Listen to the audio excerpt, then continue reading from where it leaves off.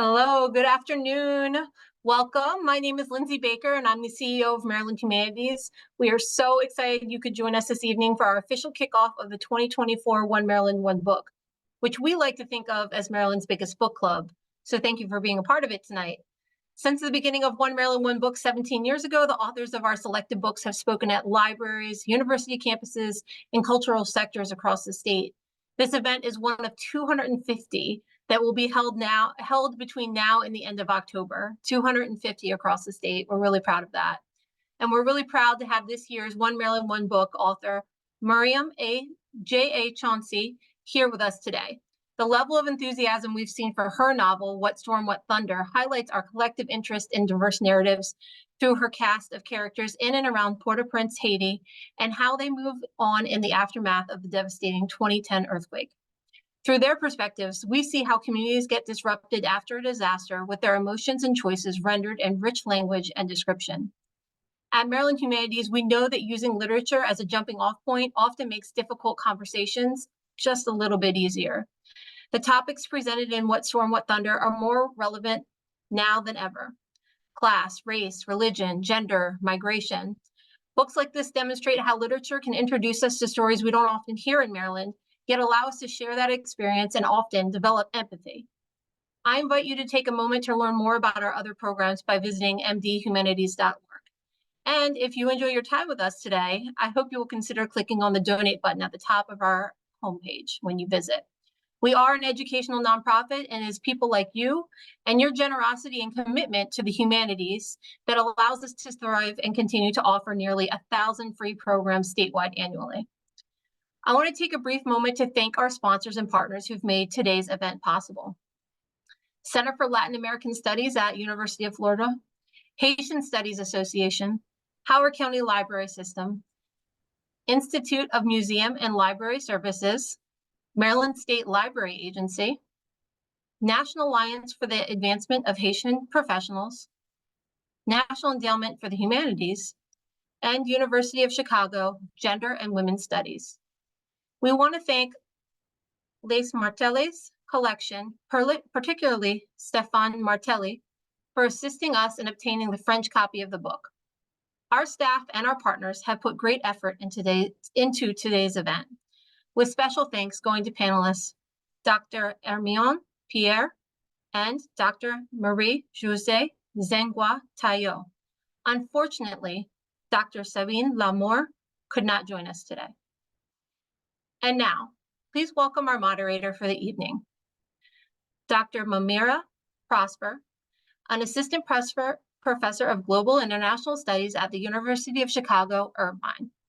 She's also the director of the Center for Racial Justice at UCI.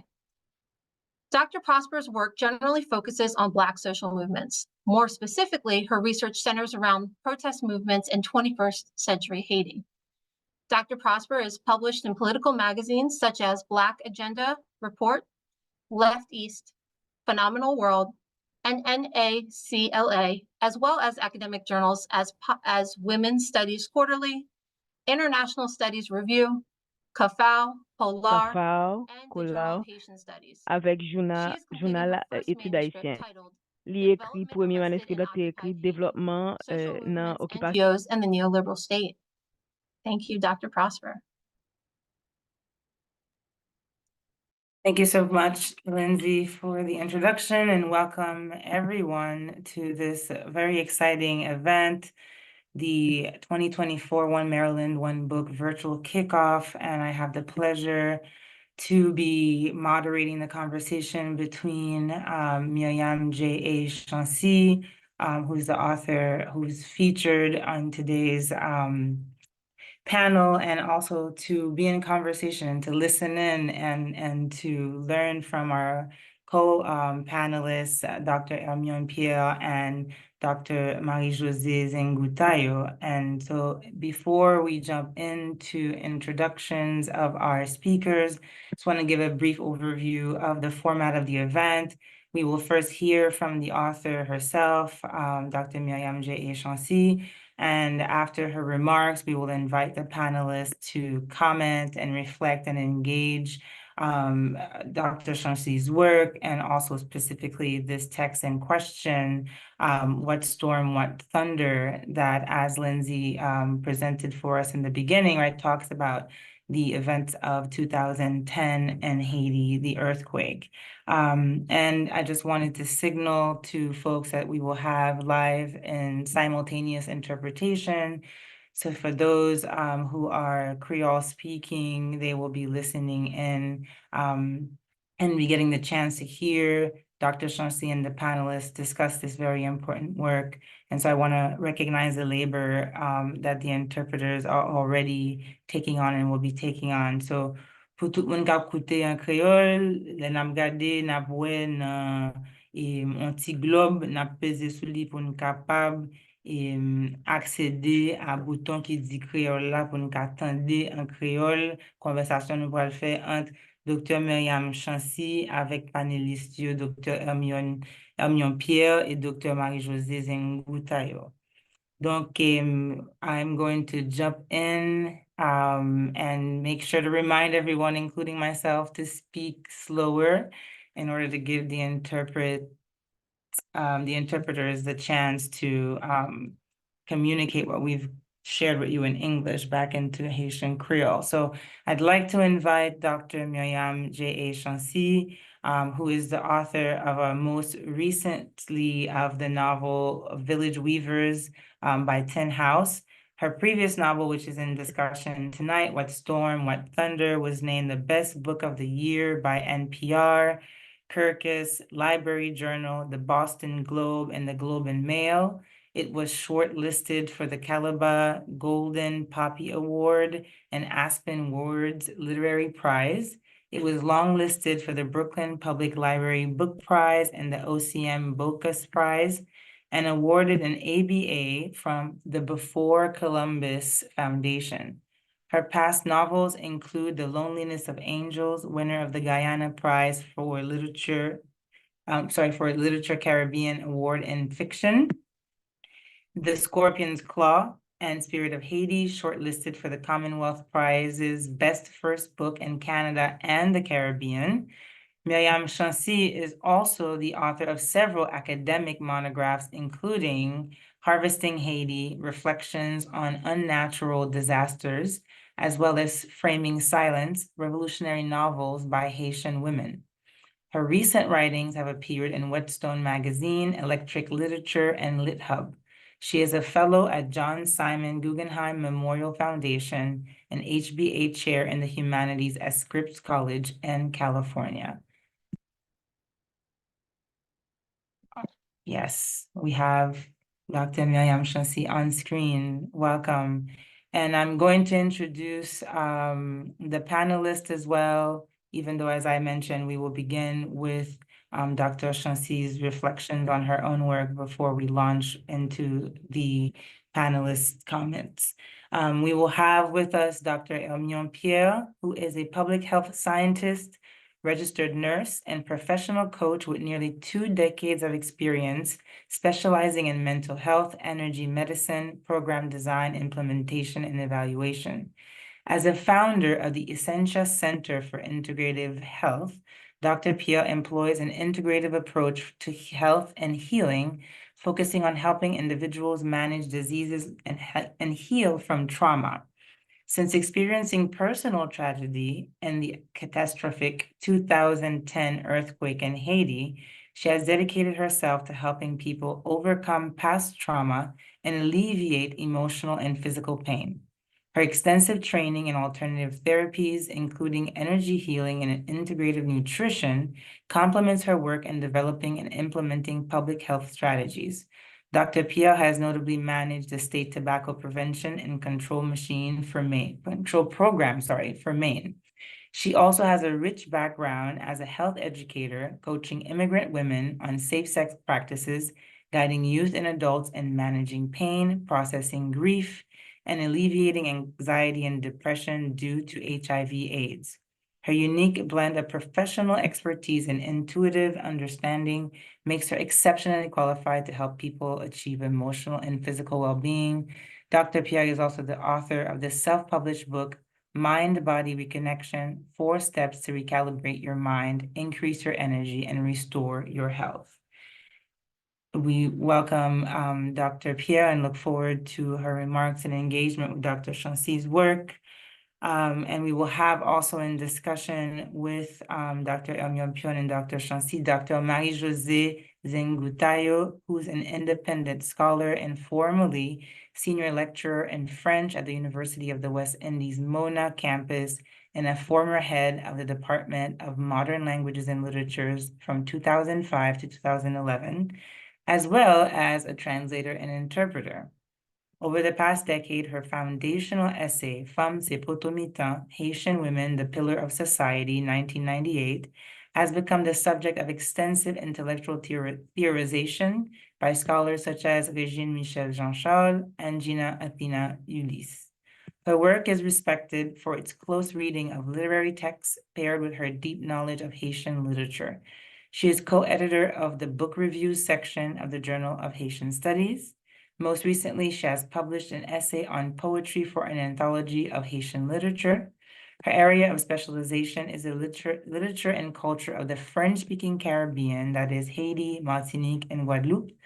She has published more than 60 articles, book chapters, and encyclopedia entries in English, French, Haitian Creole, and Spanish in the fields of linguistics, translation studies, poetry studies, literary studies, women's studies, Vodou studies, migration studies, and urban studies.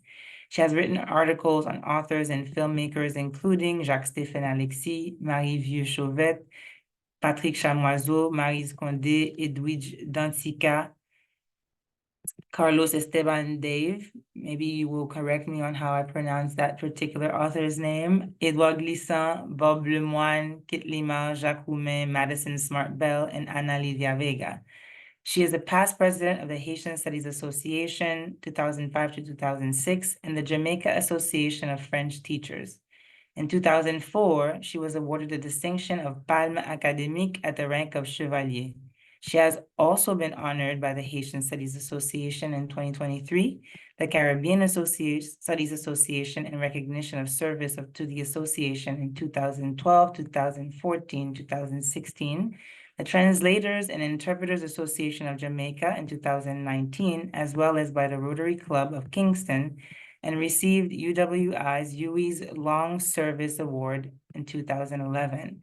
I am very excited to be here to moderate this conversation between these amazing scholars and practitioners. And before we jump into what I think will be a great, rich conversation, I want to give the floor to the author who is featured, the author in honor this afternoon, evening, which is Dr. Myriam J. It's funny to say that part in English, right? Myriam Chancy.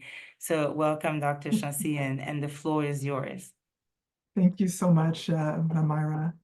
And I'm just very grateful for the OMOB group and for Maryland Humanities for having chosen my novel, What Storm, What Thunder, for this year's read-along and for I hope, the conversations it will generate. So what I'm going to do today by way of introduction is I'm going to start with a short reading, and then I'm going to talk a little bit about what I'm reading, the inspiration behind the novel, why I wrote the novel, and then I'm going to close with another short reading that I hope will sort of dovetail into the discussion that's going to be had today. And I also want to thank all the librarians and the teachers who will be guiding discussions of the book in the next few weeks, and hopefully I'll be meeting you in October. The students who are excited to be reading the novel and who've grabbed their copy from OB, One Book, One Maryland. And I also want to thank the interpreters who are here today. And merci un peu tout le monde qui a joint nous là. Et puis, you know, I'm just going to start and hopefully get us off on a good foot. So I'm going to start with one of the epigraphs, which is an invitation. Ouvri porte là pour moi. Papa Legba, ouvri porte là pour moi. Ouvri porte là pour moi cab entrer. Pour moi cab tourner. Atibo Legba, open the door for me. Papa Legba, Open the door for me. Open the door so that I can enter, so that I can return. Then I'll read from the opening chapter, which in the voice of one character, a character who opens and closes the book. Her name is Malou, and she is a market woman. So I'll just read a page from her. I watched. That's what old market women do. We watch. But this time, the lot of us market women sprang to action, even as our bones creaked for lack of cartilage and oil. Like the others on the street, we used anything in hand we could find, useless things like spoons and forks, the middle ends of umbrellas, as if our puny things, our fingernails, could move all that. Only the lucky were saved. Being lucky meant simply that you were closer to the surface or that fewer things blocked the way to being found. We heard people on their cell phones all up and down the street, begging frantically for help, giving directions to where they thought they were beneath the rubble, within the rooms of their houses. Phones rang and we heard people answer them, then fewer and fewer voices. The tinny, persistent ringing of cell phone tones, different songs rising like wind from underground with no answer. We heard our own voices screaming at each other, asking for help, not knowing what to do, faces covered with dust and sweat and other things later to be determined. What to do?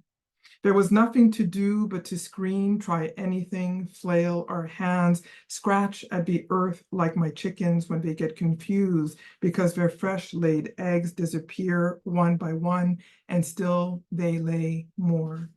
Try anything and still it's too little. After the earth rose and split open, yes, I saw angels walking, but there had also been dust, white dust everywhere, caking all objects and every moving thing. The dust came from the concrete crumbling to pieces as buildings flattened, but there were also other things mixed in, blood and bones. Had I mistaken the walking dead for angels, survivors stumbling through the debris with the same white flakes covering their bodies from head to toe that covered mine? Eventually, we, the market women, remembered our oil lamps and lit them one by one, those of us who could. Only part of the market had been crushed, the part against a wall.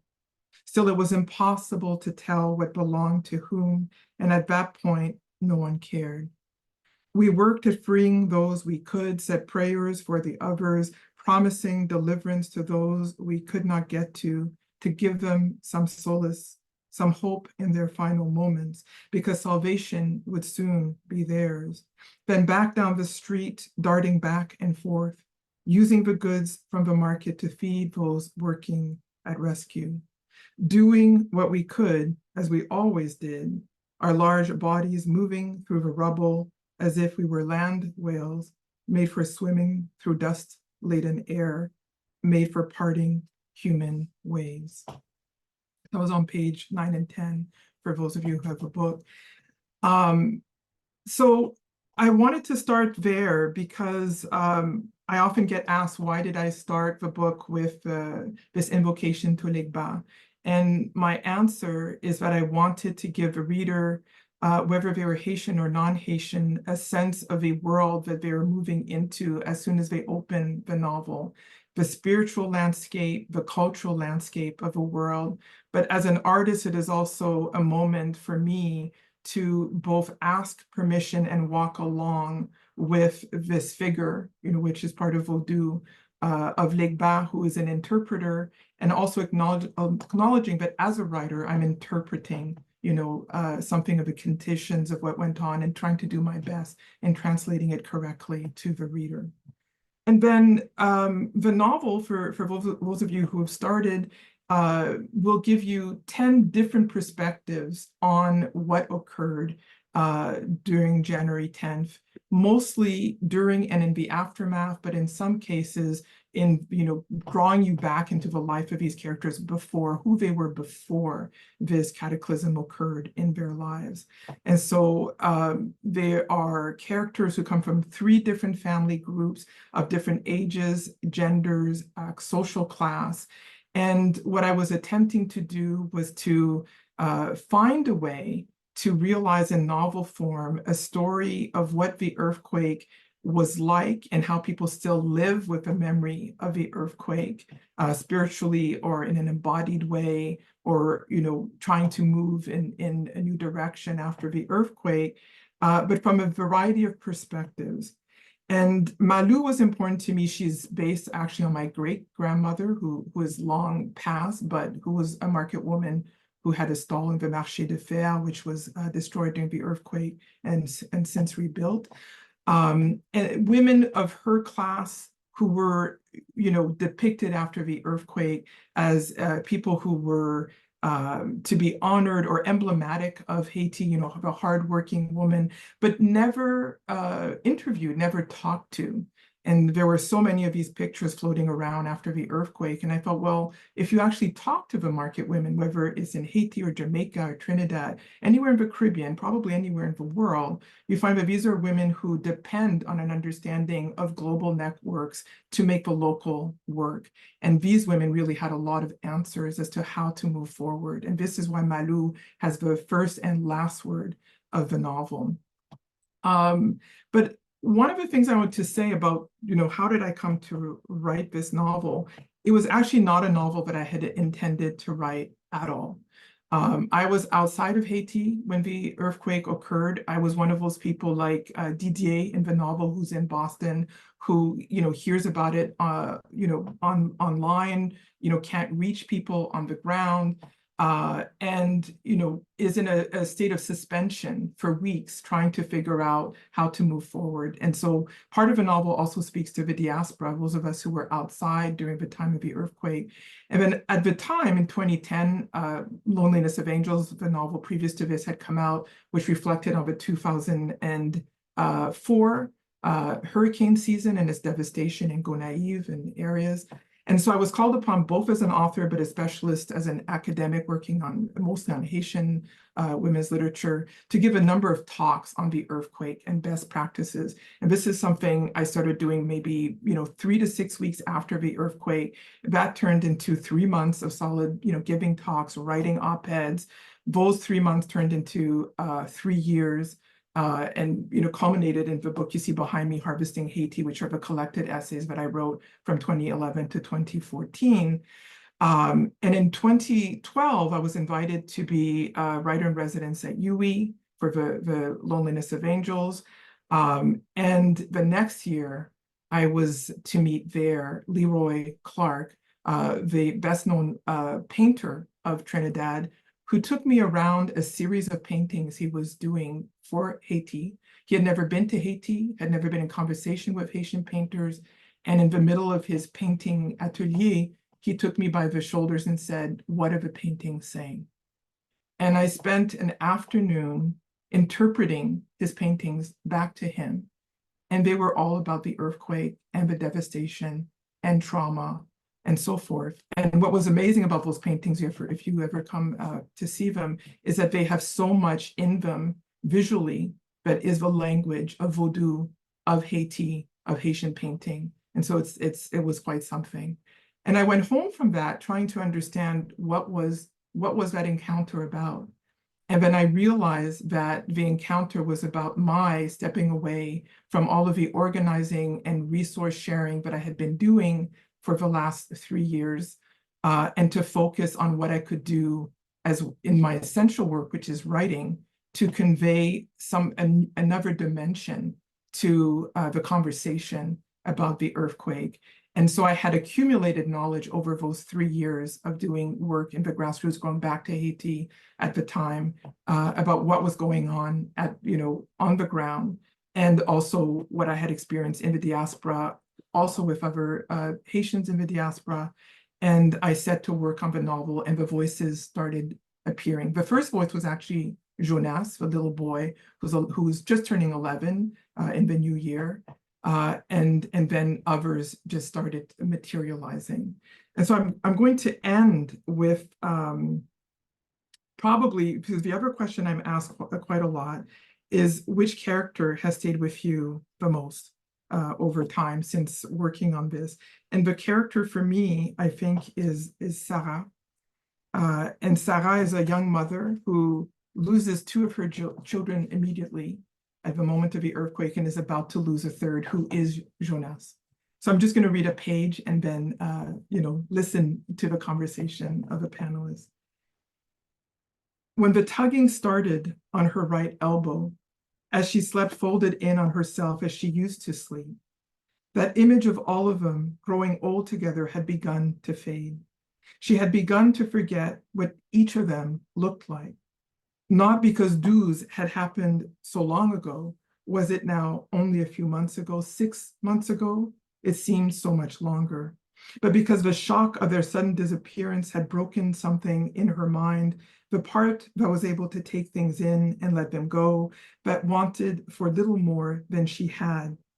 The violence of this loss was like nothing she had experienced before, not like her parents' departures or her grandmother waving goodbye to her as she climbed into the back of her aunt and uncle's four-wheel drive, where she sat between two of the cousins, their sweaty thighs touching stickily together in the heat, forming an unexpected bond in place of a tearing away from all that she had held dear and familiar. The morning of the event, she remembered.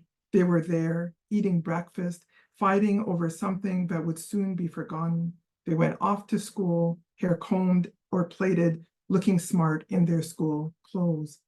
They came home from school, washed up, changed into play clothes, did their homework, then asked for permission to go play with their friends as they waited for Olivier to return home and sit down to dinner.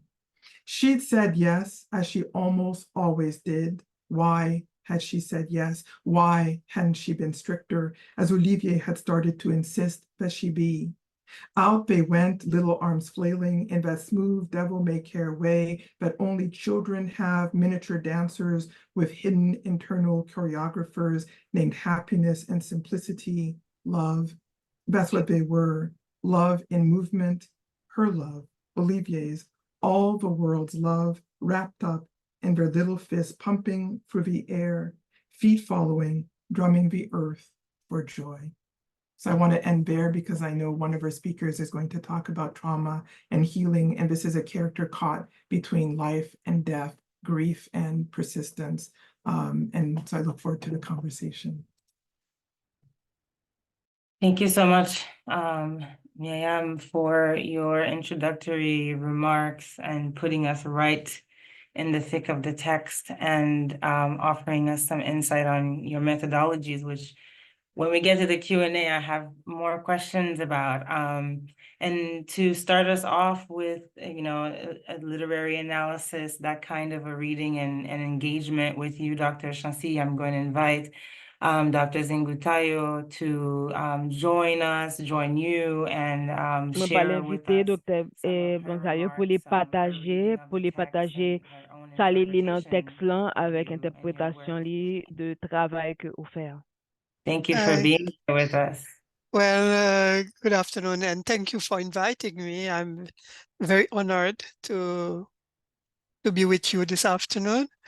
And honestly, I think I'm going to add more questions to the author because Myriam is the author and she knows why she wrote such and such event, etc., etc. But as a reader, and most of the time I approach my text as a reader and trying to be really the most, I would say, naive reader, even though I'm not that naive. But my first approach to a text is really trying to absorb and, to absorb the text and resonate with the text. And I would say that my comments today are to be taken with a pinch of salt because I have not I had a first reading of the text, and I'm still mulling over the text, and I have not fully absorbed the text. Usually I read text, I don't know if everybody's like me, but I tend to read text several times until really I penetrate the text. Even text, ordinary text for the pleasure, like ordinary reading. But I like to read and reread until really I am fully immersed in the text. So my comments this afternoon are really just the first immersion, and maybe with time, and also as I speak, maybe things will come up that I had not anticipated to say. So first, I think the first thing that struck me when I got the book was the title, okay? Because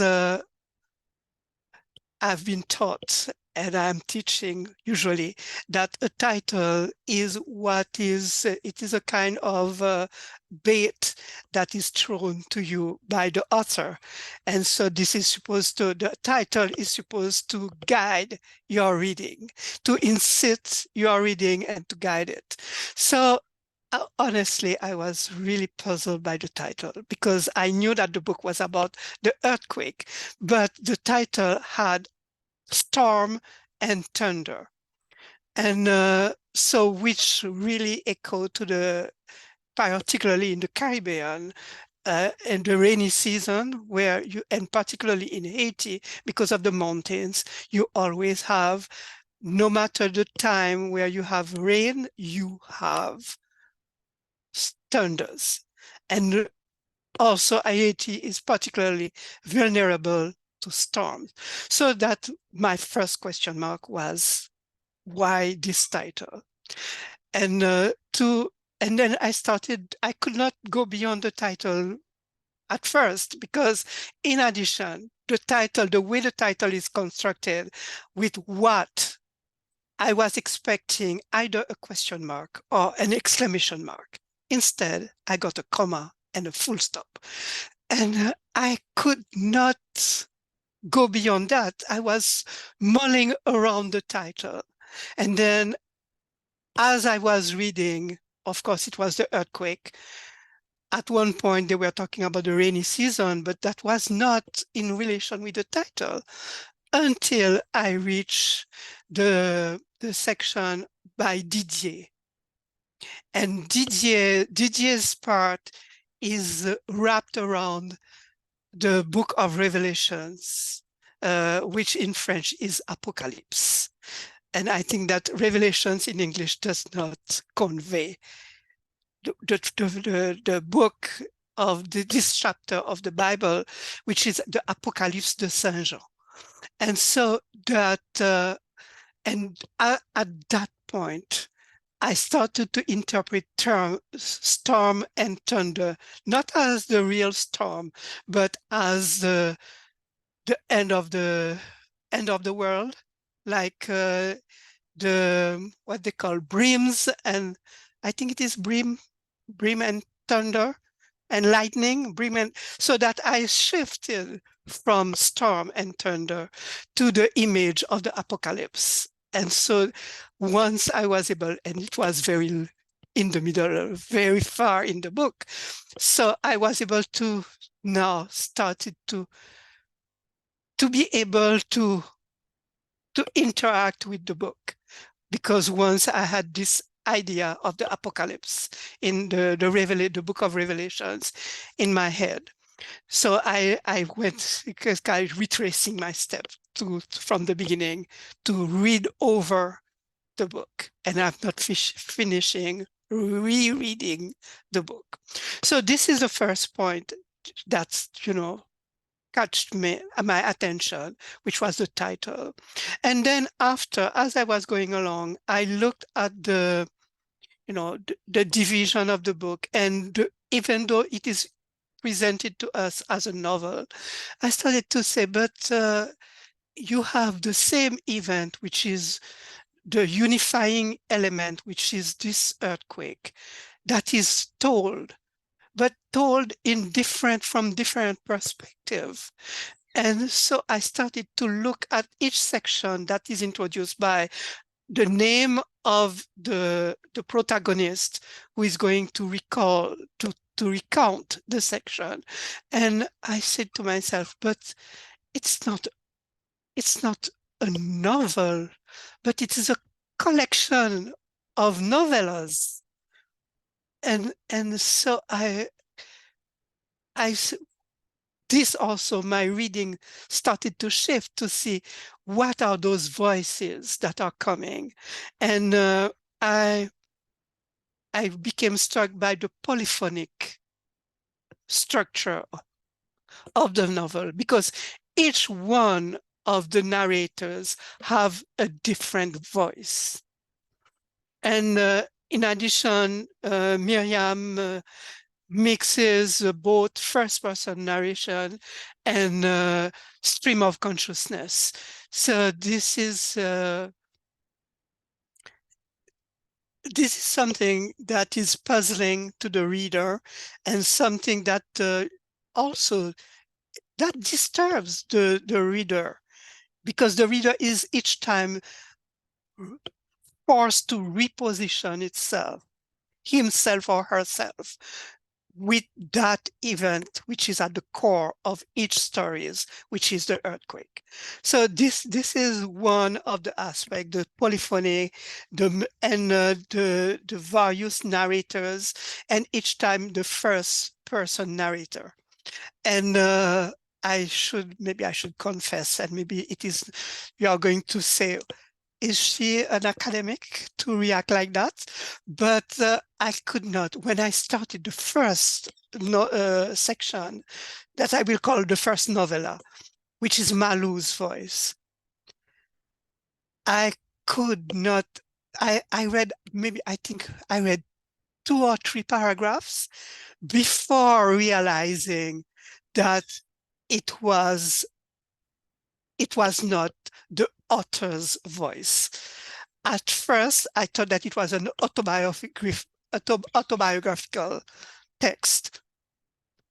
And then when I came, further paragraph down, the realization of Malou, who is an old market woman, and I said to myself, oh, I was caught. I had been trapped by the author, because I thought that it was a first-person narrative and autobiographical. I thought that she was going to tell us about her experience of the earthquake. So this is one of the things that, as a reader, you have to negotiate with the author, because the author takes you to some paths that you were not expecting. So this is one of the things that the multiple voices and the multiple viewpoints about this catastrophe, which was the earthquake. So the one other element that caught my attention through the various stories, because the stories start with Malou and then shift from Malou to Sarah. And I started to, there was the only connection between Malou and Sarah was Jonas.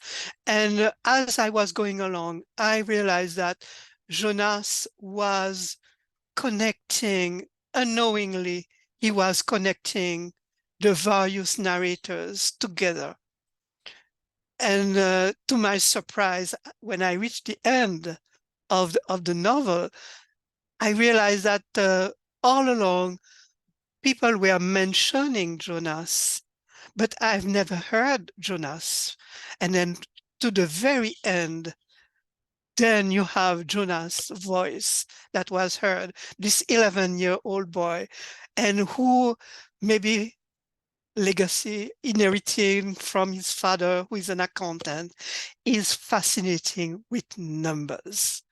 And the part of Jonas counting steps, counting minutes, counting days, all this came to as a kind of because from the very beginning, we know that Jonas died from septicemia.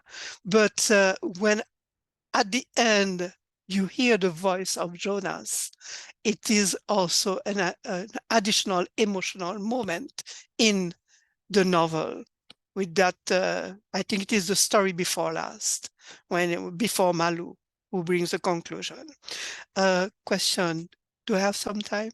How? Because I've been talking. You have a little bit of time. Actually, I was going to put 2 minutes for you in the chat. So Okay, so I have 2 minutes. So yes. I have to skip all what I could say about the novel. But to one other element that also puzzled me is the names, the fact that not all characters are named. And I tried to organize the families in clusters. And then I had Malou with connected with Richard, her son.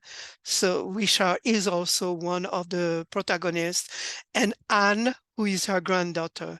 But also with Malou, I have Dieudonné, who is a cousin, and Leopold, who is a distant cousin from Trinidad. And I think that in her introduction, Myriam gave me the key to understand why Trinidad, because it was one of the questions that I had. And maybe I will jump to that, even though there is a lot of things that I would have to say, but I will jump to something also that attracted my attention, which is what I call Haiti and the world. The fact that in addition to, I saw the voluntary connection with the Haitian diaspora through Richard, who had migrated to France, but also through Didier.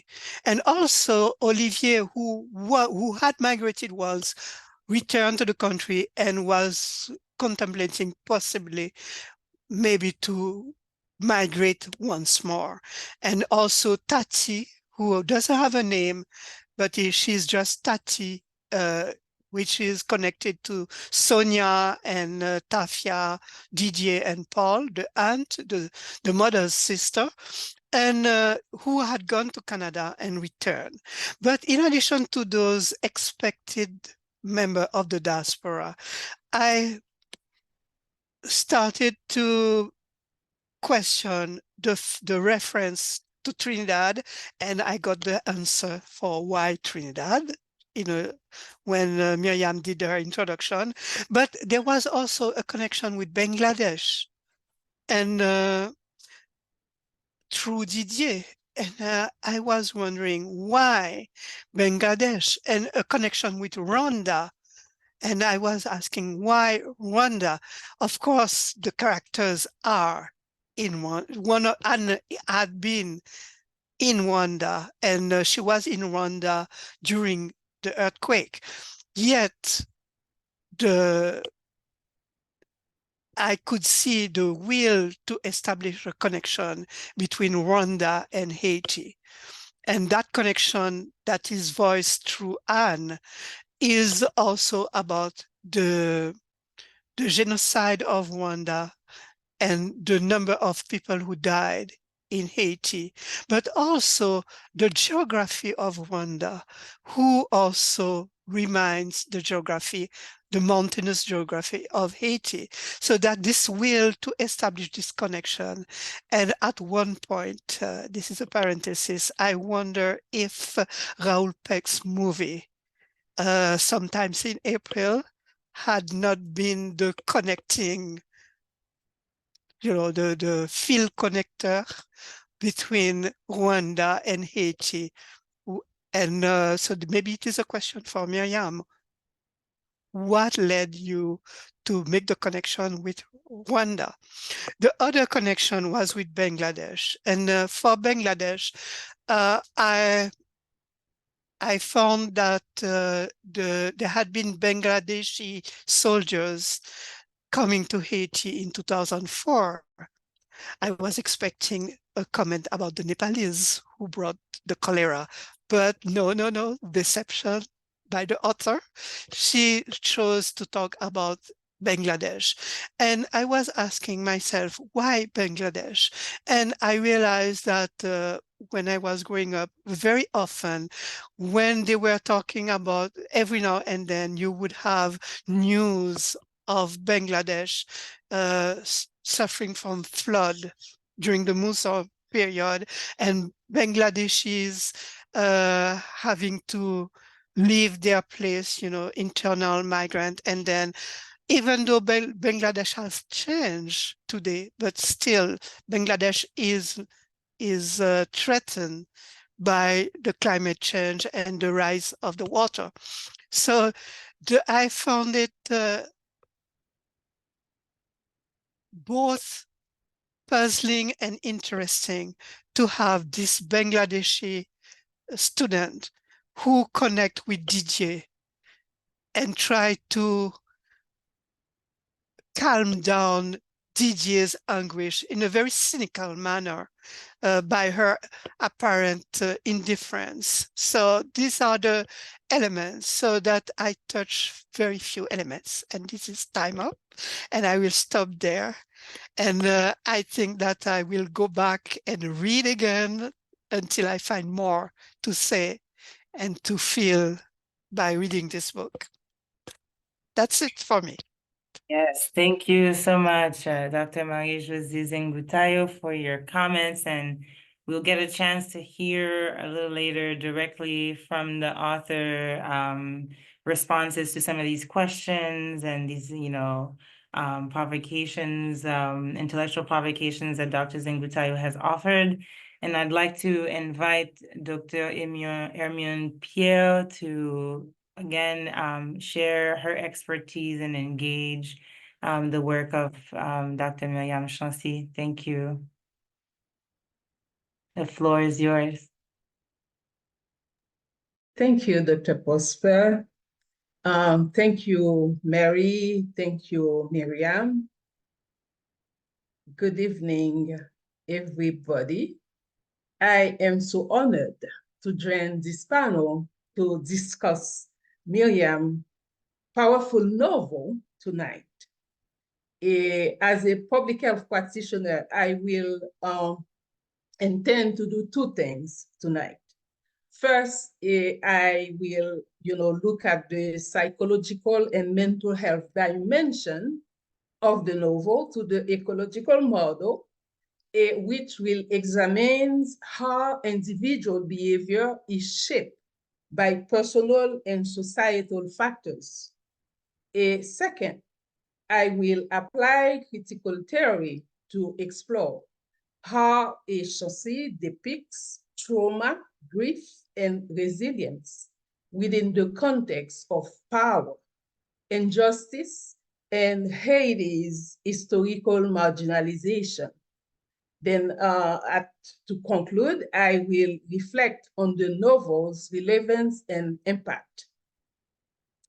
One of the most significant psychological terms I found in What Storm and What Thunder is the trauma of survival.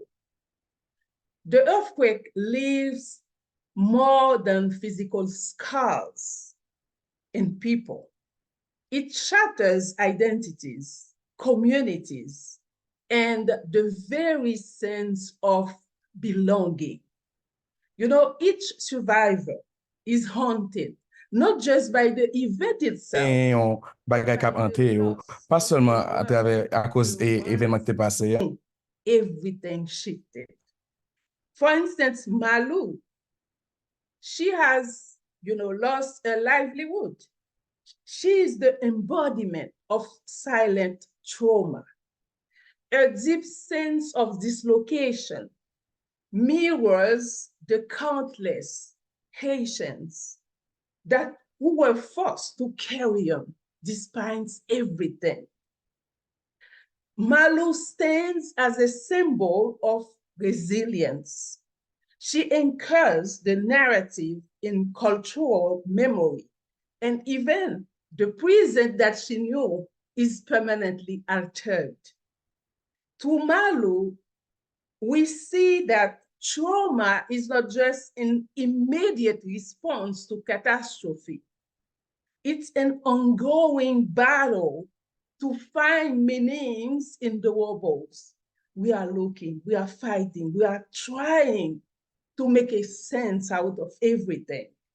Her reflections on the destruction of the market and the absence of familiar faces speak to the loss of shared spaces and fractures social ties. But Chancy goes further. She ties this personal suffering of Haiti's deeper wounds to centuries of structural violence, the failures of international aid, and also the enduring weight of colonial exploitation. The earthquake becomes a metaphor for the larger historical trauma that amplifies the character's psychological distress, making their struggles a profound exploration of grief, resilience, and survival against all odds. Grief is also a profound theme that is portrayed in the novel. It is portrayed as both universal and deeply personal. Powerfully, the author illustrates how grief can unravel the mind, most notably to Sarah, a mother whose horrendous loss of her children sent her, spiraling into mental disintegration. She has experienced psychological distress. That type of distress fully reminds us of grief's consuming power. She is left disconnected from reality, and she's fragmented by sorrow. Chancy doesn't shy away from the many faces of grief. For someone like Richards, it takes the form of guilt and self-blame, while for others, it can be silent. Silently, grief is just destroying their life.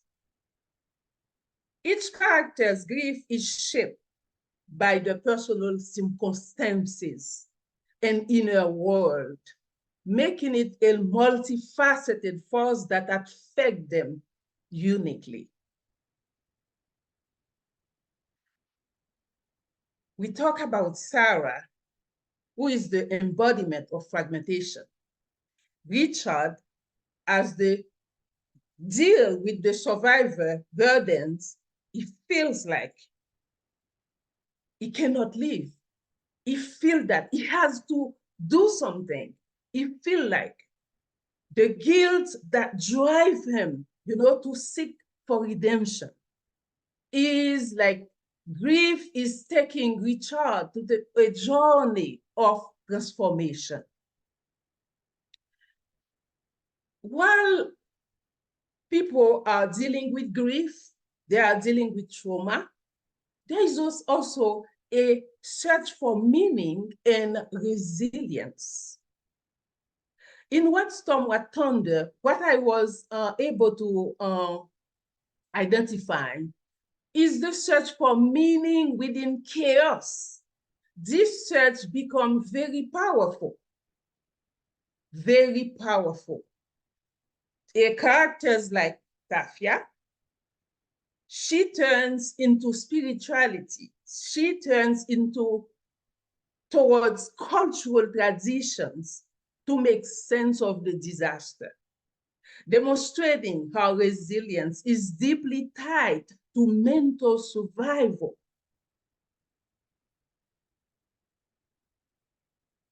This quest for meanings offer a psychological anchors that help survivors navigate their trauma. Chancy shows that resilience isn't just about overcoming hardship, it's about finding ways to live with it. For some, it means forging connections with others who share their grief. For others, it means hold on into rituals and tradition that restore a sense of order in a shattered world. This search for meaning becomes a vital part of the healing process. It's very important. In the novel, resilience is more than a personal strength. It's an act of defiance. Kafia embodied resistance by preserving cultural and spiritual practices that have long been marginalized. Their survival is not just a response to the earthquake's devastation, but it is a stand against the forces that have historically oppressed and erased Haitian voices. The author frames resilience as an act of rebellion, a way for the characters to push back against both natural disaster and centuries of marginalization, they are asserting their humanity, they are reclaiming their identity. Talking about collective trauma and the burden of history, the psychological impact of the disaster is portrayed as inseparable from the legacy of colonialism and the ongoing exploitation of Haiti by global powers. The collective trauma experienced by the characters in the novel is deeply rooted in Haiti's history of colonialism, slavery, and economic exploitation. The narrative connects the psychological wound of the earthquake to this history and that have shaped Haitian society for so long. Global indifference and commodification is also a theme that caught my attention. What Storm, What Thunder delivers a sharp critique of the global response to Haiti earthquake.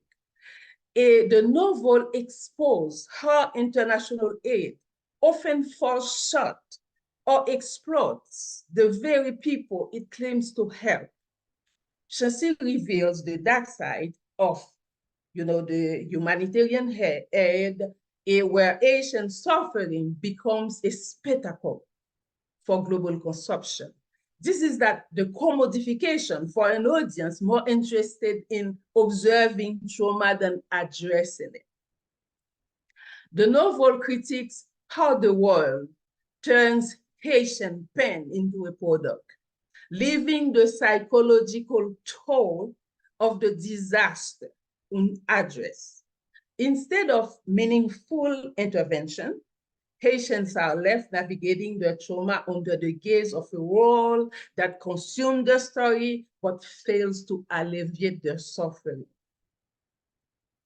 Chancy addresses that, connects individual stories to depict the collective trauma of the Haitian people, showing how shared experience of loss and survival united them.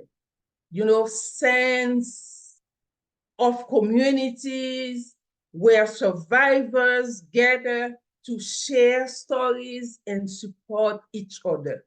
That highlight the power of community, that highlight the power, of bonds in the face of indifference. These moments of solidarity not only underscore the collective nature of the trauma, but also act as a form of resistance against the global forces that commodify the pen. Through the lens of critical theory, What Storm, What Thunders offer a profound critique of systemic inequality, power dynamics, and historical marginalization. The novel explores how these forces shape the Haitian people's experience, especially after the 2010 earthquake. It exposed the structural injustice.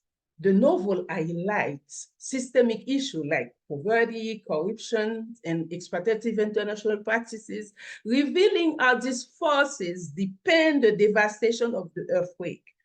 The novel also underscores that Haiti's historical struggles with colonialization, slavery, and neocolonialization are central to understand the disaster impact.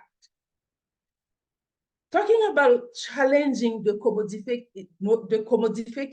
commodification of suffering, and the novel not only critique the media portrayal of Haitian suffering, but it exposed how trauma become a spectacle for consumption, often without addressing the root cause.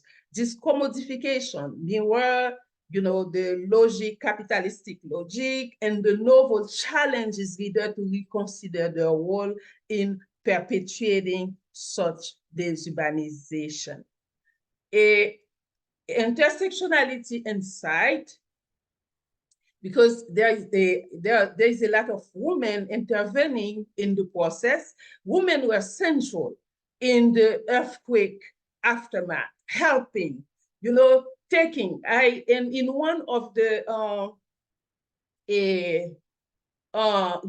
characters, even I think it's Malu, and she even said that if we find a knife, if we found a spoon, we can do whatever we have, we can use it to help people. We can use it to make things better for our fellows, Haitian. Then I think that the novel portrayal of gender reflects an intersectional approach, exploring how race, class, and political instability influence gender roles. Its insight extends beyond Haiti, offering a global perspective on gender dynamics. I will stop here for now. And thank you again for the opportunity to share my thought on the novel. Thank you. Thank you, Dr. Pierre, for your remarks. And I just want to give a shout out again to the interpreters for the work that they're holding down right now, because we have had two wonderful interventions that are rich and interesting that I hope our Creole speakers are able to engage in. And so now I'm going to re-invite Dr. Myriam Chancy to respond to some of the questions that have been posed to you. Why Bangladesh, and about some choices that you made around the structure of the book, who gets to talk and when and at what length, and whose name and not named, and even the title of the text, right? These are some of the questions that Dr. Nzengou-Tayo brought up for us to consider. And I think Dr. Pierre has opened up a wonderful other part of the conversation for us around interrogating more the role of gender in the work. And of course, grief and trauma. I have to say personally, in starting to read the book, it was a lot, dealing with thinking about death, thinking about grief. And so, and I think you did that with a lot of care and showing us the characters beyond the catastrophic moment. So yeah, I want to invite you now, Dr. Chancy, to respond, and we can launch a conversation. Sure. Yes. Thank you both, Marie-José and Ermion, for your very deep comments about the novel. I think I'll start maybe from Ermion back into Marie-José's questions, because I think Ermion's interpretation of, grief. The novel, I would say, is a kind of receptacle for a variety of grief responses to the earthquake, some of which might be considered atypical also. And, she touched on those that are those that we understand perhaps more, the silence, the person who has a fractured psyche. But those are often very difficult to write about, so as a novelist, you really have to enter the psychological space of those characters.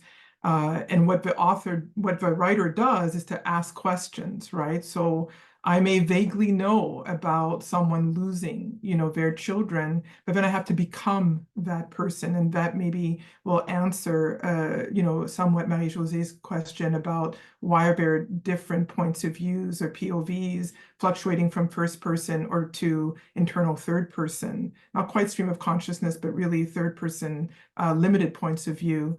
And so part of what I'm doing there is navigating the psychologies of the characters and where they are in their process dealing with trauma. And we have characters like Richard, which Ermion mentioned, who have a very slow realization that there is a grief process for them as well. Because, of course, he's highly privileged. He's the millionaire of the novel who's made his money actually exploiting other people, in the French metropole, through selling water back to people who should be getting it freely. And his character was in part inspired by, if you'll remember, the huge pallets of water that were shipped to Haiti after the landing strip was reopened by the US military. And so many people were so excited, oh, finally water is being brought in. And all that water was actually held, for the, mostly white NGO workers coming into the country who would not be accustomed to the local waters. And the people who needed it the most were actually not provided with that water. And water actually is a theme through the novel. Who has access to clean, potable water, drinkable water, clean water, for washing, etc., and who does not? Which is why there's also a kind of sub-theme having to do, with, alcoholism. Tafia's father, Tafia's actually named for Tafia, which is an alcoholic drink, and, people who are making do, So there are a lot of layers here. And one of the things that I was cautious to think through was how do you, and I have to be honest too, but this is part of my grief process, right? It was part of my processing, because this is not something that I quickly wrote after the earthquake. This is something that I actually was not going to write, and then started writing 3 years after, doing a lot of more, I would say, politicized work, but clearly, as Ermion detected, that has seeped into the novel because there's a very strong critique of aid work and how aid came into Haiti and actually created more destruction, which you see in Olivier's section of a novel foremost, who is one of the people, I don't want to give it away, but for those who've not finished the novel, but one of the people who, I'll put it this way, who will not have a psychological fortitude to withstand the losses that he is facing.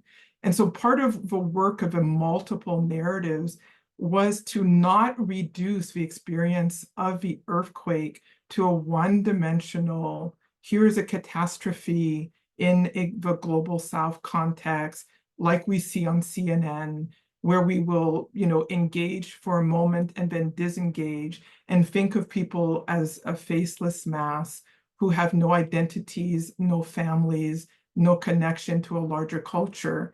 And so the choice to have multiple perspectives was to really bring the reader into a sense of not only the local space and the culture there, which is not uniform. Not everybody is Vodouizant, not everybody is Catholic, not everybody is spiritual.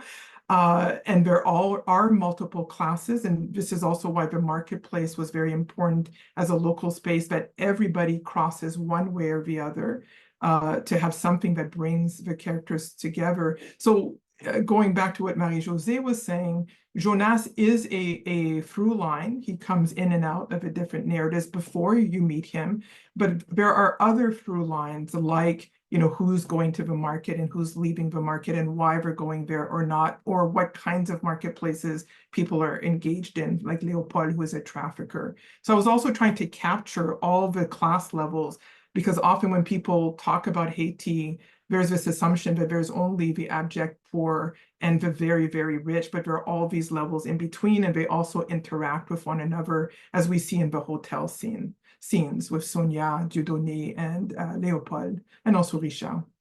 So I was trying to kind of capture that. And then to go into the psychology of the different characters was an attempt to show the very varied responses to the earthquake. So I may have had my own response, which is not a part of the novel, though there are fragments of some of my experiences through different characterizations. So for example, like Anne, I did go into IDP camps. I did have, certain experiences in those IDP camps that I then, lent to the character. And then of course, like Didier, I did experience some of the reporting out through. Dr. Chancy, sorry, Yeah. the interpreters are requesting that you slow down. Sorry. They're giving us so much good stuff. We gotta let the people hear it. Yes, I Go ahead. apologize. I'm trying to be slow, but yeah.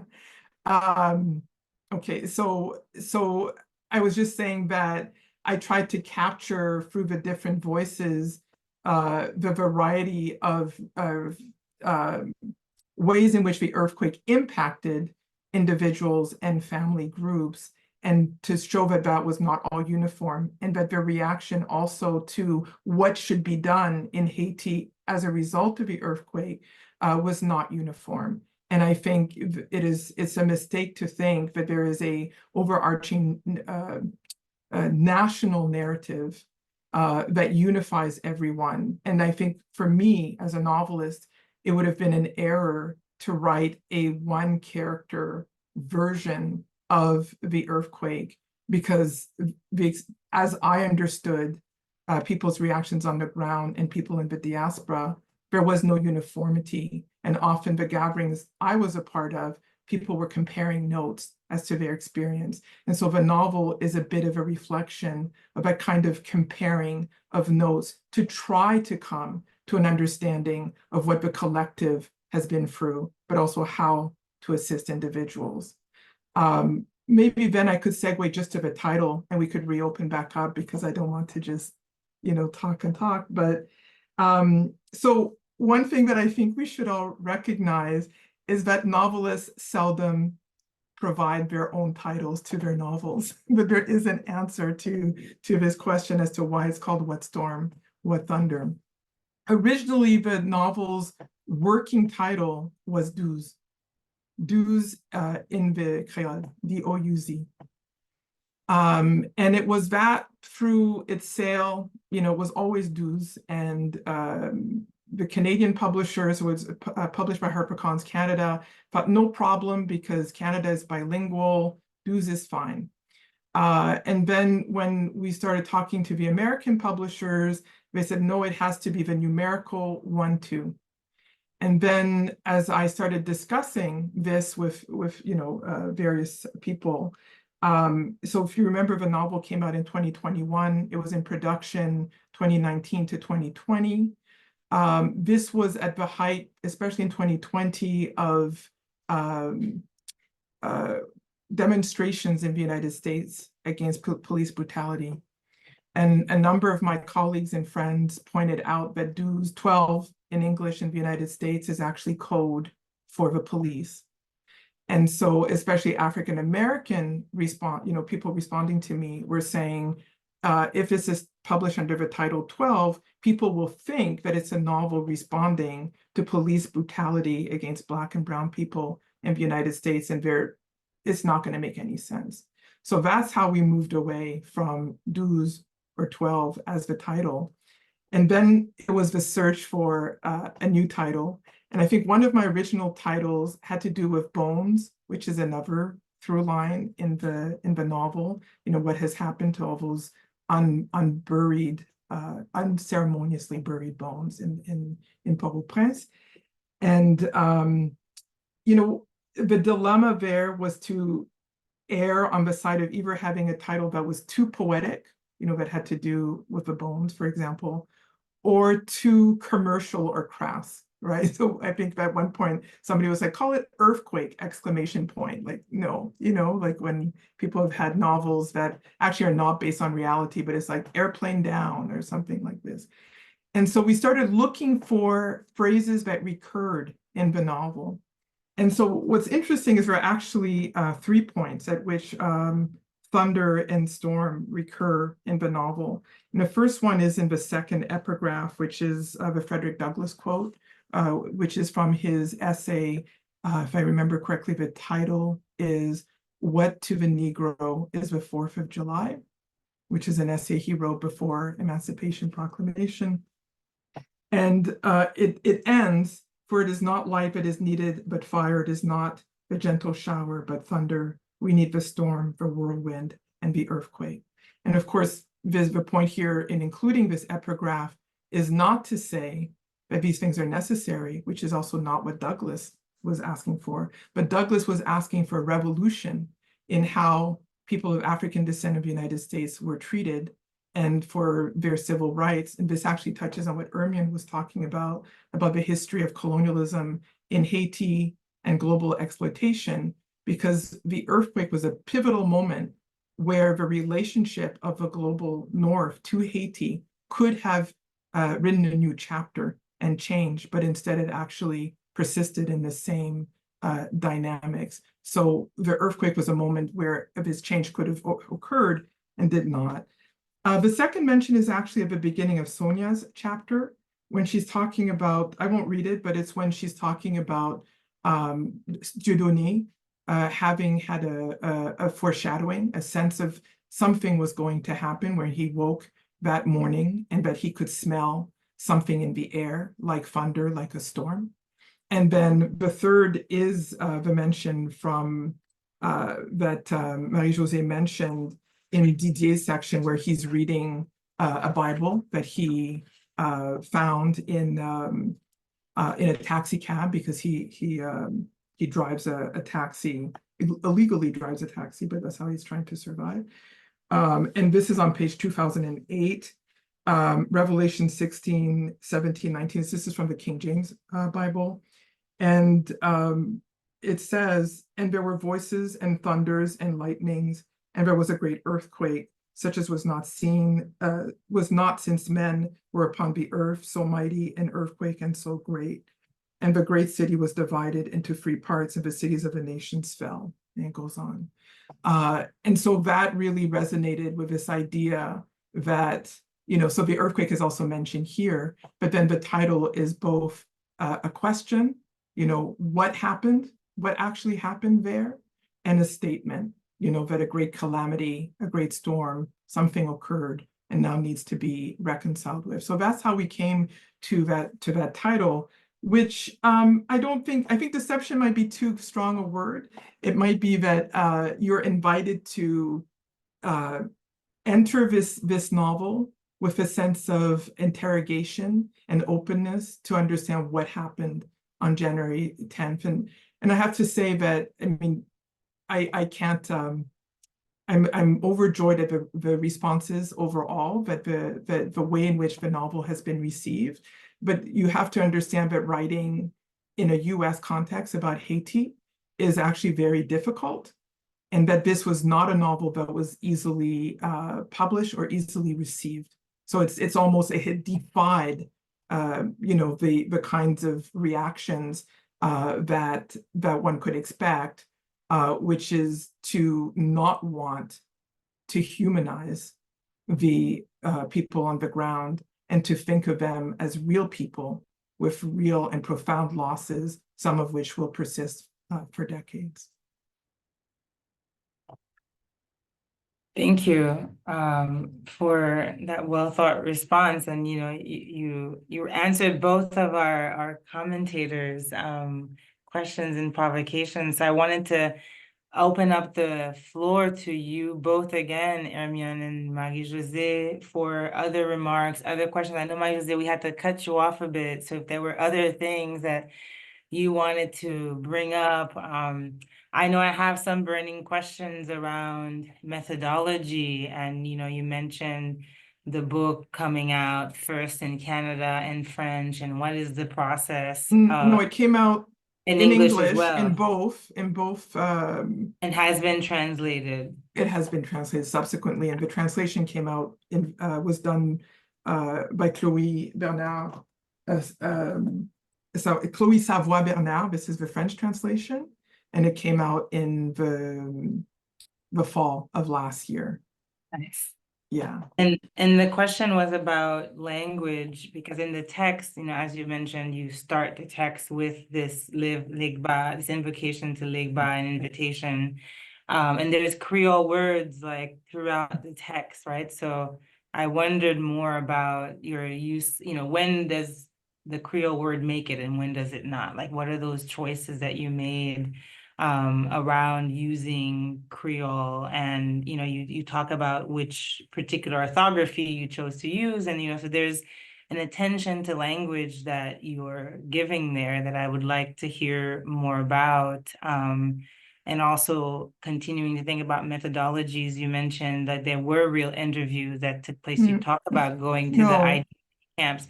Well, you talked about interacting with people, right? And going to the but there were no interviews. So I have to be really clear about that.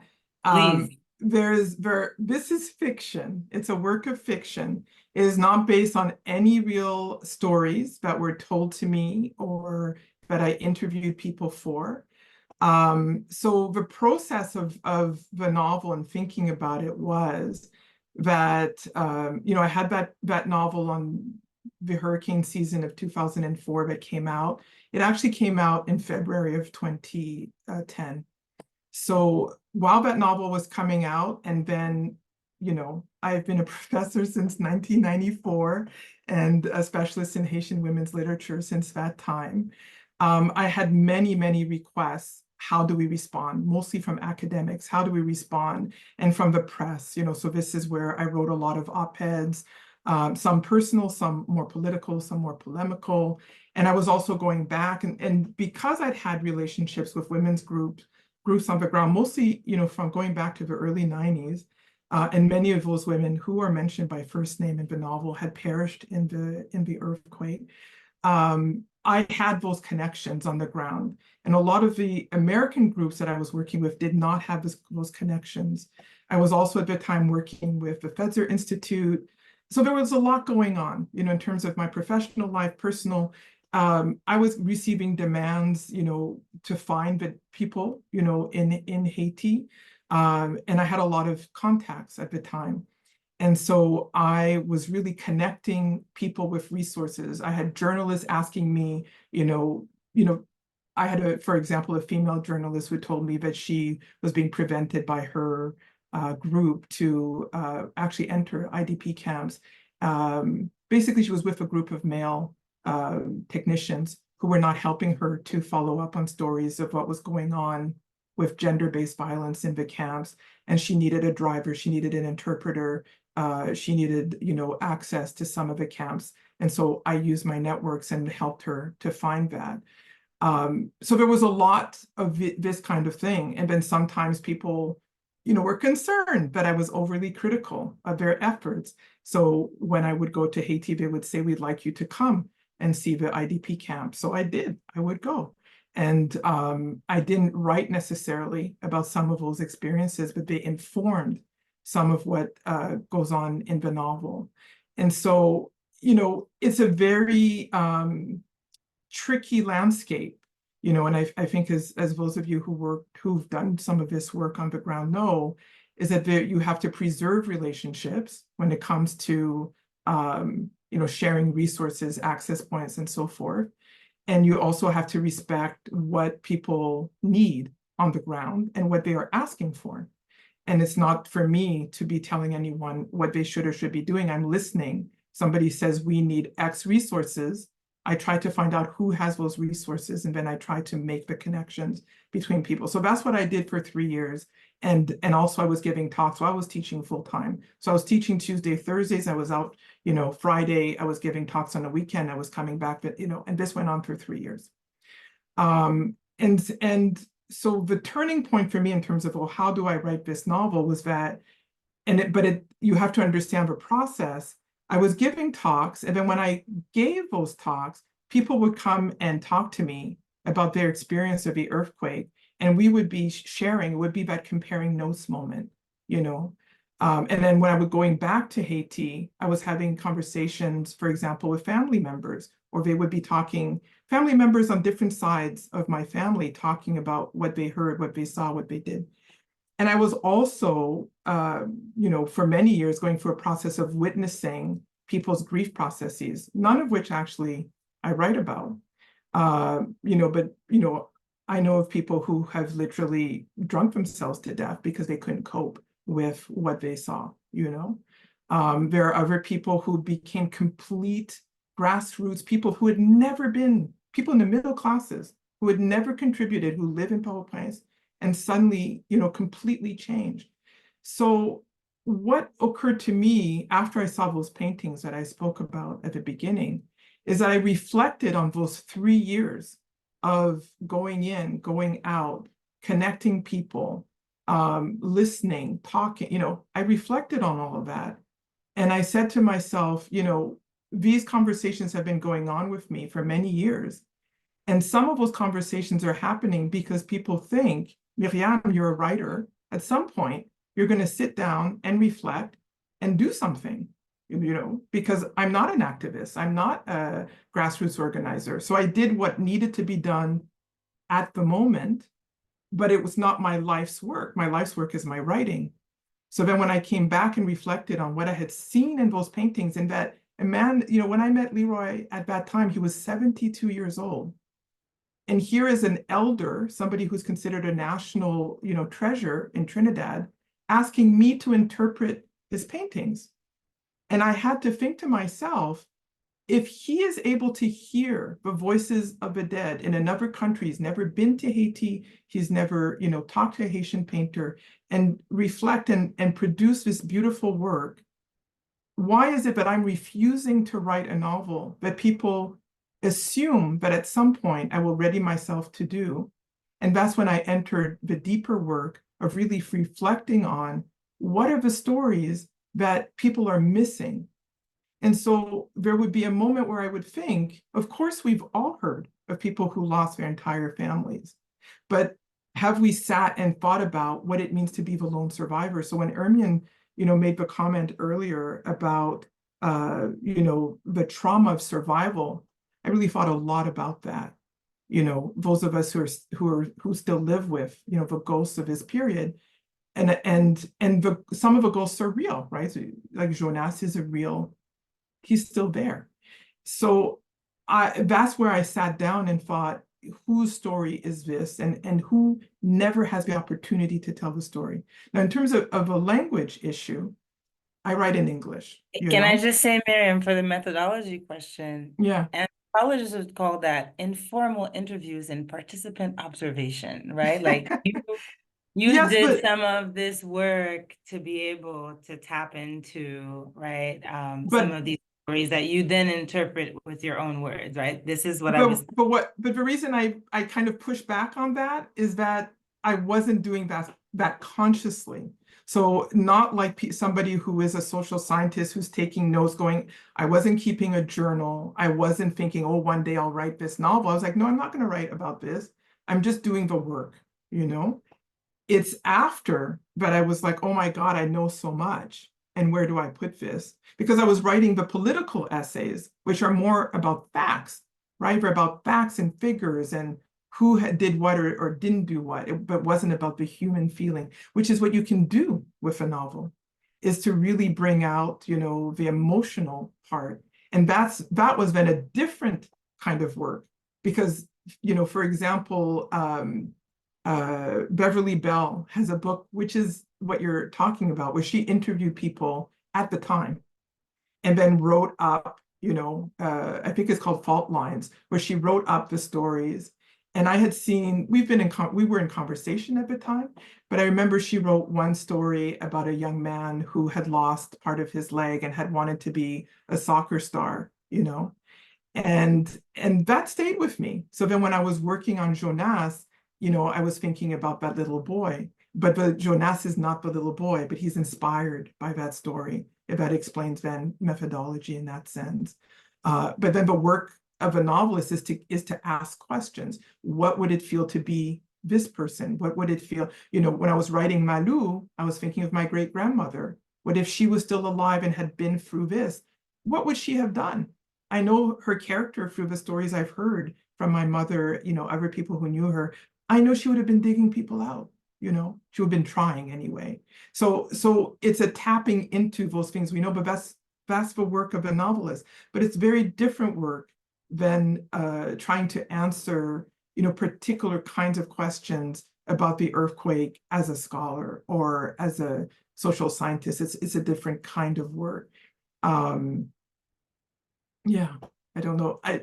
You asked about the language. Is good. This is Okay. a great clarification of disciplinary differences, and I'm happy to hear about this process and the methodologies. So I do want to invite our public to drop questions in the Q&A box so we can start lining them up. And again, Ermion and Marie-José, I had that burning question about methodology I wanted to ask, but I invite you all again to jump into this conversation. And you could answer the question about language, the Creole that appears throughout the text whenever you can, Dr. Chancy. Yeah. I would add to the question about Creole, but the word of Bangladeshi and the words of Kian, Rwanda, Kenya-Rwanda, that appears also. Well, I can speak very briefly to, Ermion, go ahead. No, you can go after you. I'll just answer very briefly. I mean, I write in English. I did write part of a novel in French first, which is Richard's section, because he is French, and I wanted to capture how he would really think or speak in French, and then I translated that. And it actually didn't remember that I had done that until I received Chloe's translation, and then I thought, oh, this is so funny because some of it's pretty close, but it's a little bit different. But generally speaking, one thinks in multiple languages. I think in multiple languages. English is my second, third language. But it is the language in which I do my critical work and my creative work. So the novel was never not going to be in English, but I wanted to find a way for the reader to be aware when the characters themselves were not speaking English. And so this is why then there are phrases in Creole, there are phrases in Kinyarwanda when the Haitian character who is in Rwanda is speaking to a local person and they're not speaking, or they're speaking in Kinyarwanda and presumably French, but maybe in English, I think is in that section. And then, with Didier, who has this affair with a woman who's Bangladesh American. It is drawing on the history that Marie-José was talking about of Bangladesh having a long history of catastrophes. But also, again, thinking about how personal responses and even diasporic responses may not be what we expect them to be. So that particular character doesn't have a response that Didier expects. And also there is a reference there in that section, as Marie-José mentioned, to the UN. It was actually specifically a group of women who were sent in from the UN. And the idea was that they were going to make things better in terms of gender issues, which did not occur. There is a reference to the Nepalese contingent. They're just not named.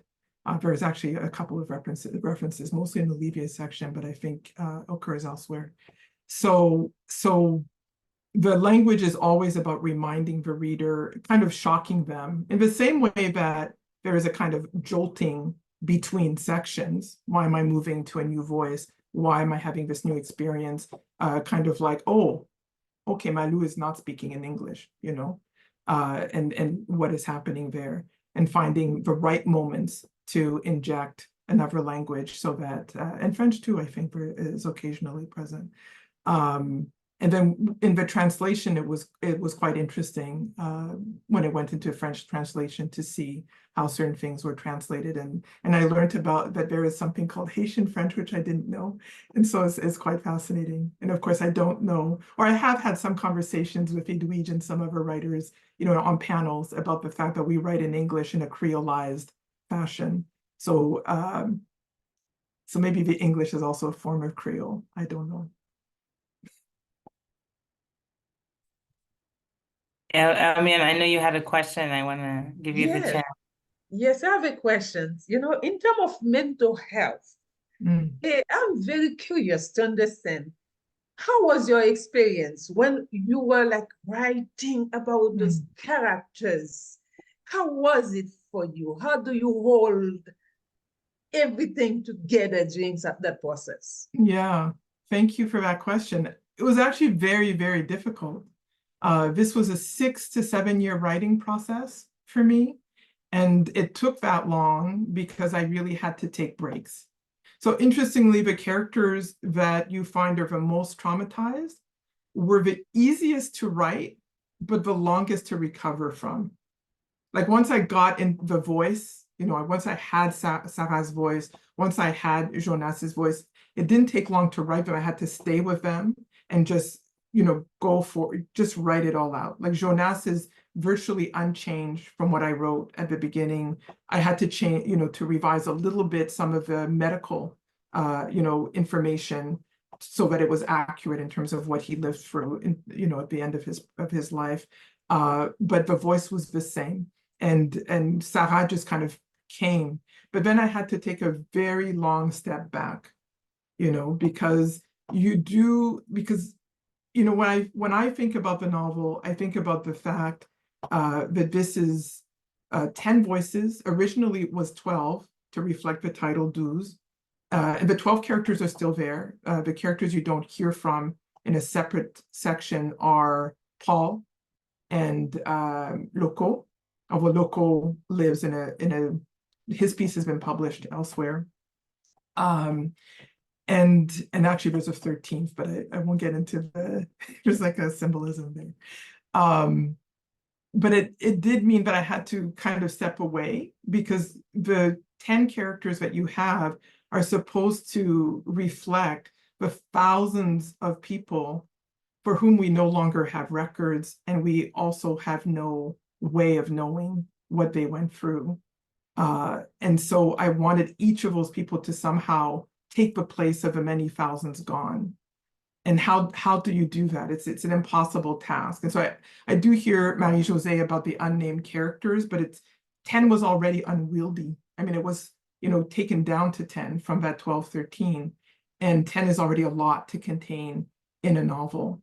I will throw out to Marie-José though that part of the maybe an ongoing obsession inspiration was something like Maryse Condé's Crossing the Mangrove, you know, which I think has 12 characters, and you just move from one to the next, and I think only one repeats, and then the women are in first person and the rest are in third person. But so it's been done before, right? The polyvocal novel is a very Caribbean form. But yeah, so to go back to your question, Ermion, it really was about stepping away and then coming back to the novel. And the way I wrote it was to write one character through, like from beginning to end at one time, and then decide how the pieces fit together and how they connected one to the other. But it was definitely a grief process for me, you know. And I've heard since that it has helped others who, you know, people who have lived in the IDP camps, people who lost some of the women leaders have been in touch with me, especially since the French edition has been available in Haiti and in Montreal.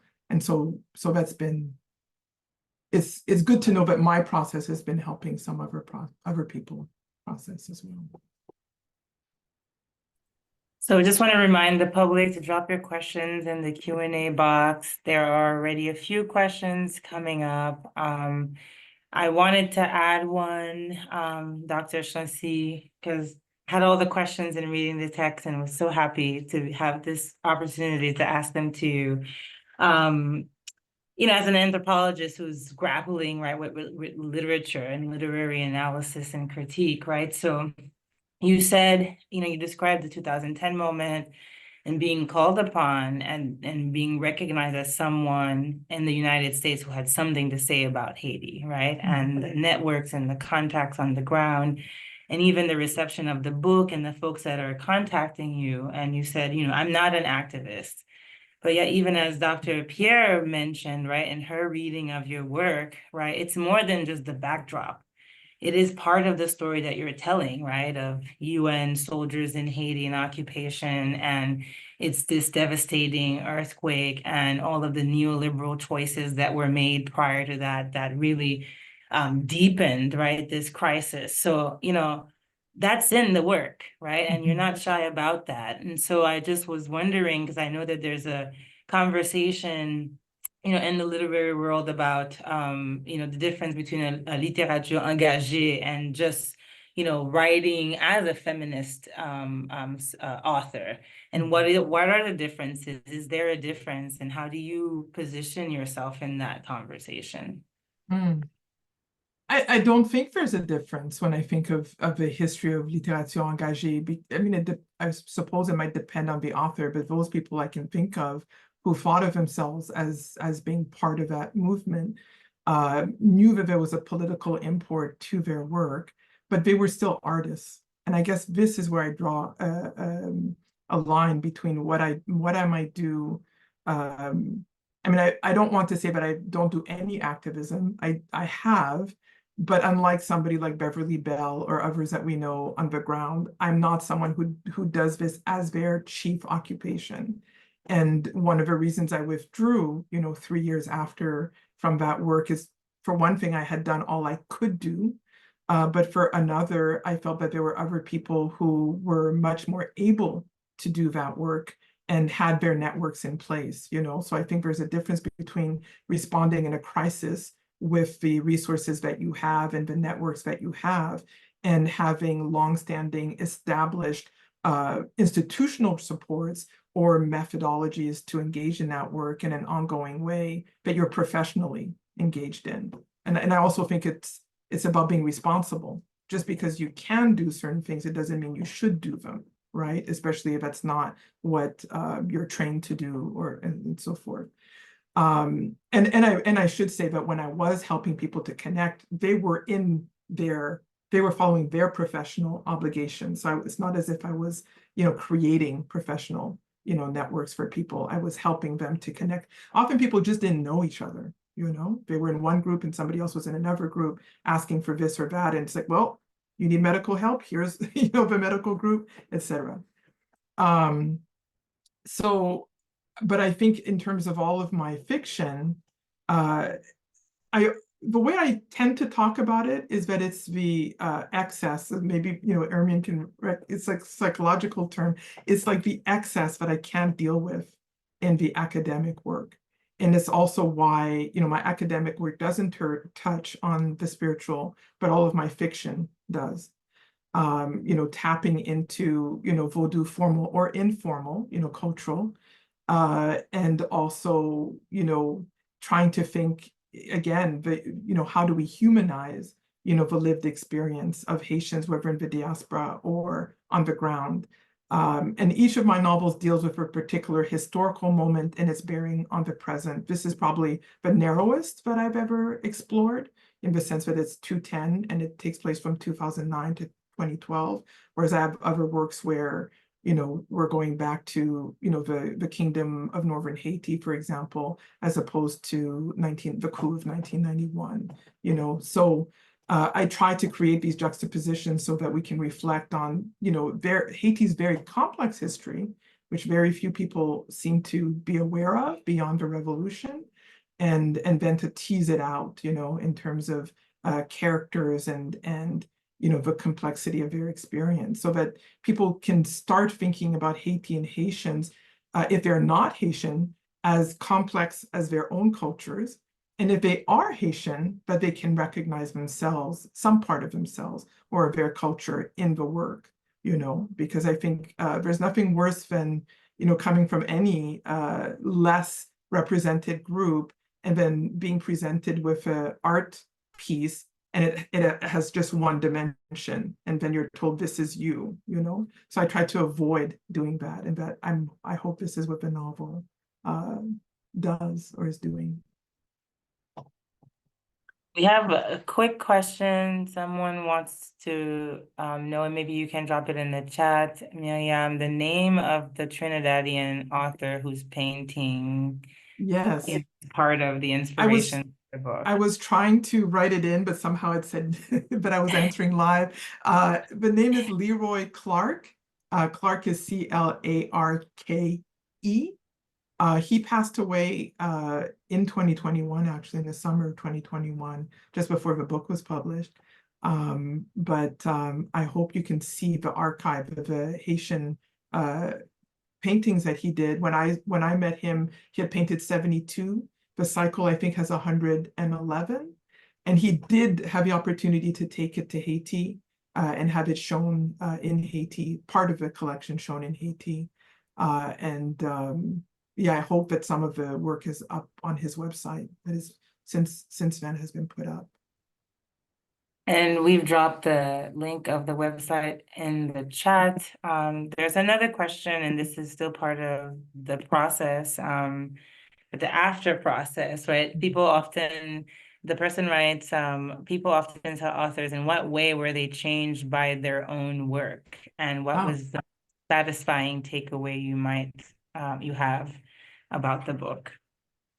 I read that they were asking what your takeaways were.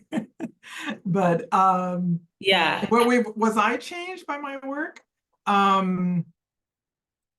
Well, I think the first part is what Ermion was reflecting on, which is the grief work.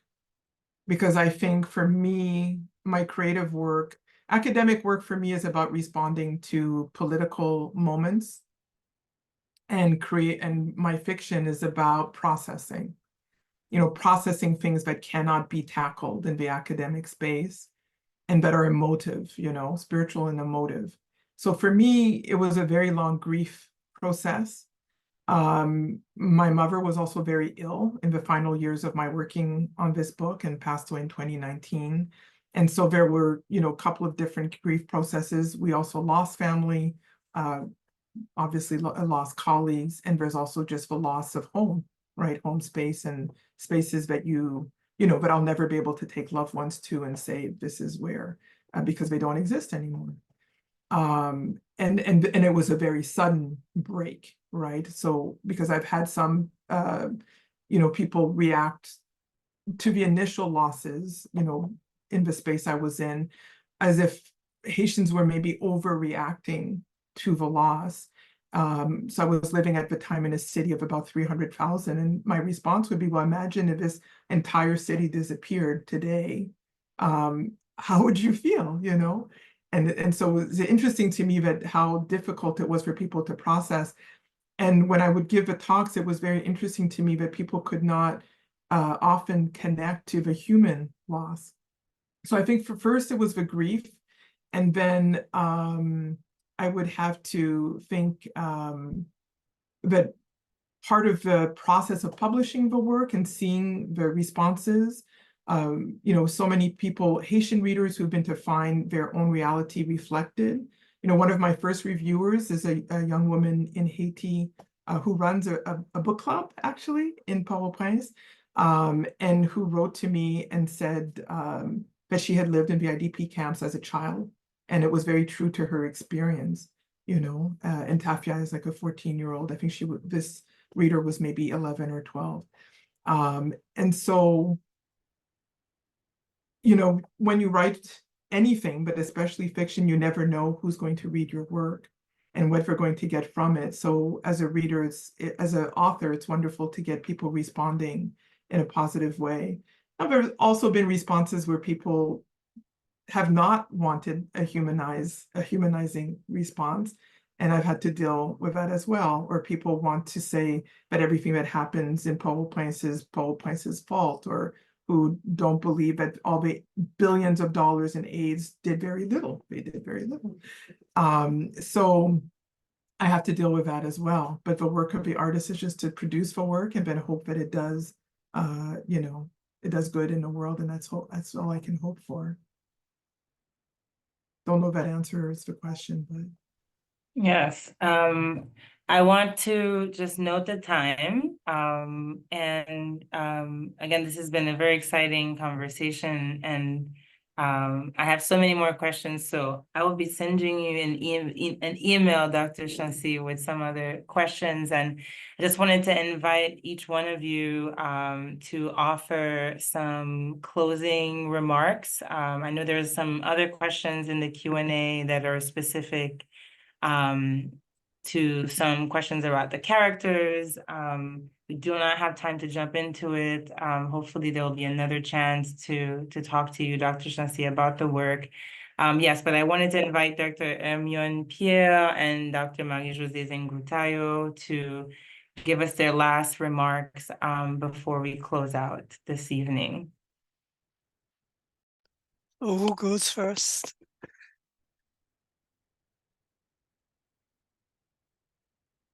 Ermion is... You can go first.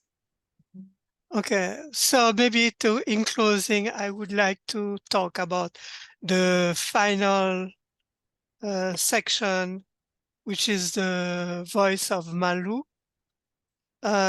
because I read that section, the final, what I call novella, the final novella, where Malou speaks, and it seems to be like a closure effort when they go to Sodo, and then she takes most of the women, and it is a cross generation because there is Malou, there is Anne, there is Sonia, and Sarah, and Tafia's son, and they go to Sodo, and they cleanse the bones. And for me, it is very symbolic of a kind of closure, to bring closure to those women who have been traumatized by the earthquake, and the fact that also that they leave Port-au-Prince to go to the countryside as a kind of change of scenery, but a way to leave behind the trauma, to leave the trauma behind them. I think it was very powerful closure, to offer closure to the characters, and to close the book at the same time. One thing though, maybe I'm picky, it is the fact that normally the pilgrimage to Sodo is to Erzulie-Dantor, but I noticed that the reference is to Wedo, and so it is Aida or Dambala Wedo, so it is just speaking, but nothing really. But it was very symbolic to go to Sodo, and the waterfall, the powerful cleansing power of the waterfall, which is part of the Haitian religious imagination, because Sodo is both Catholic and Vaudouism. So this is my final word. Thank you. Dr. Pierre. Yes. To me, the novel is not just a story of survival. It is a powerful call for justice. It demands that we confront our world in helping people getting back to their feet. It's also a call for us to challenge the global system of inequality, and challenges also asking for better conversation.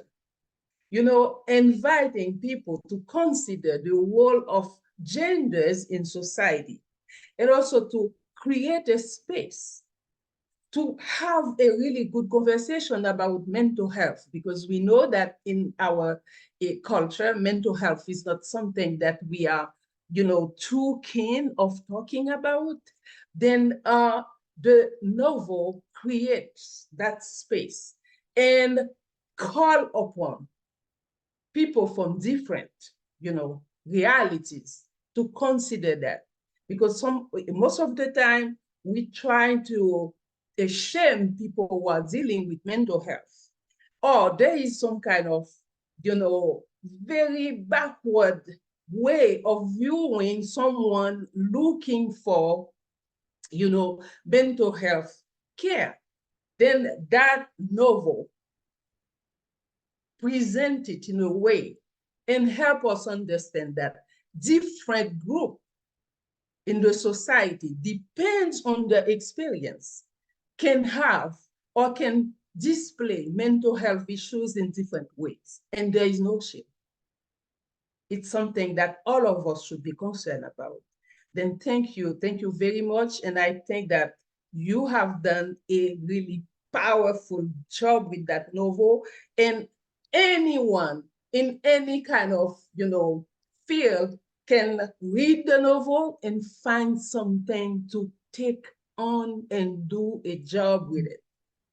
Thank you again. That was my... Thank you so much for both of you. And I'll just say very quickly, because I know we're running out of time.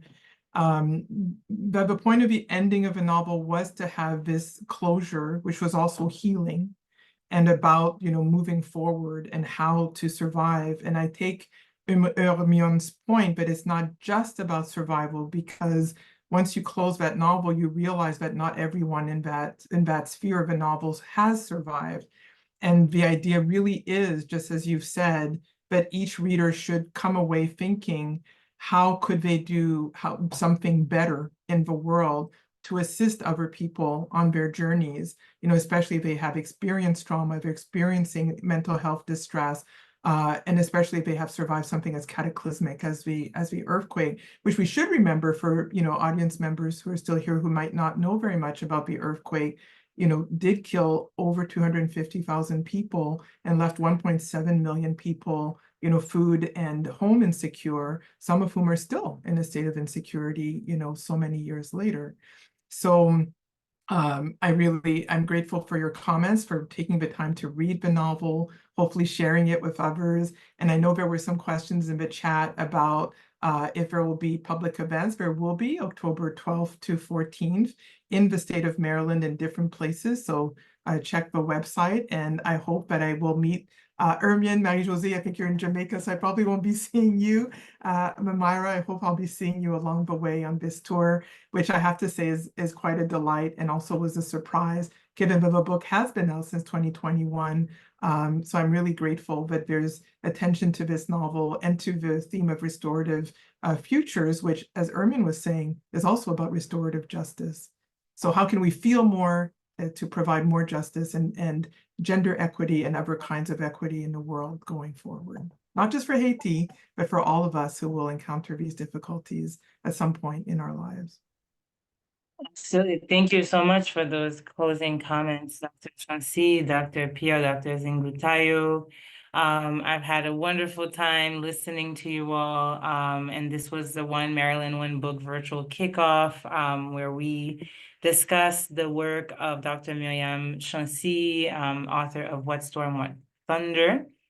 And I'm going to invite someone from Maryland Humanities to also join us to close out the event and make any necessary announcements. And I'd like to thank the interpreters, of course, for holding down the fort, doing the invaluable work that, you know, is not often celebrated. So thank you so much for that work. And thank you, Maryland Humanities.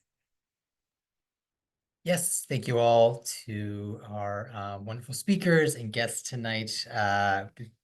literally cannot do this without you. I think in the past 2 hours, we've really taken a journey with What Storm, What Thunder, and sort of given everyone a bit of a sense of the kind of discussions that will be going on across Maryland this fall. We have plenty of events lined up at a library near you. So if you live in the state of Maryland and you're looking to get involved with this book and talk to people about it, maybe have some of the same conversations we heard tonight or something similar, yeah, do seek it out. All of our events are on our events calendar, as well as the updates for the author tour that will be happening in October. Just go to mdhumanities.org.